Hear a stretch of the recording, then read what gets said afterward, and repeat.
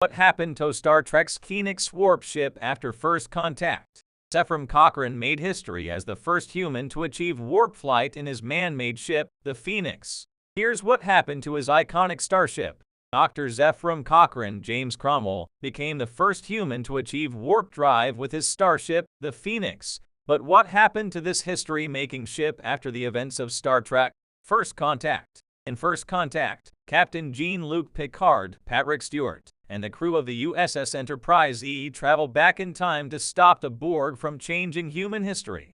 They find themselves in Bozeman, Montana on April 5, 2063, just before the Vulcans would make first contact with humanity as a result of Cochrane's historic warp flight. Star Trek: First Contact. Zefram Cochrane was a brilliant scientist and inventor who initially began his quest to achieve warp drive as a way to become wealthy.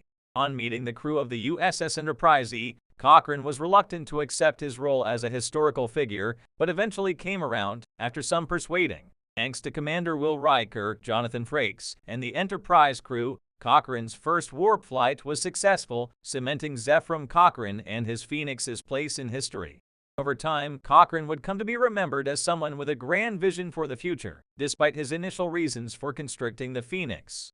Star Trek: First Contact. Phoenix warp ship explained. Dr. Zefram Cochrane spent years developing warp drive before he began building the Phoenix. The ship was constructed at a missile complex in Bozeman, Montana, using elements of a nuclear missile. Cochrane's friend, Lily Sloan, Alfred Woodard, helped with the Phoenix's construction, and it took her 6 months to gather enough titanium to build the cockpit. Cochrane's starship was launched using a Titan II missile, and the Phoenix's twin nacelles were deployed after the ship left Earth's atmosphere. The Phoenix then jumped to warp speed, launching mankind into its interstellar future. In Star Trek: First Contact, the Borg nearly succeeded in their mission to prevent first contact when they damaged the Phoenix the day before it was due to launch.